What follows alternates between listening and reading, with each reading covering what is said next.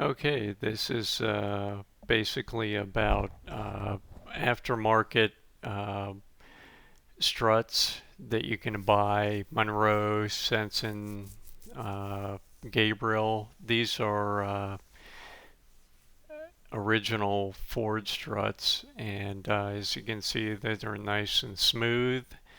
And these are Monroe Spectrum.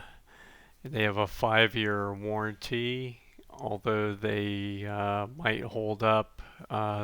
Generally, with struts, the mounts wear out. The issue with these are that the weld points right on the tip of the strut are very high, and I had to grind these down. There's a weld bead, and that needs to be knocked off. The Gabriel actually are 1 to 2 millimeter uh, at a difference, and you want to keep that in mind if you go purchase these Redi-struts.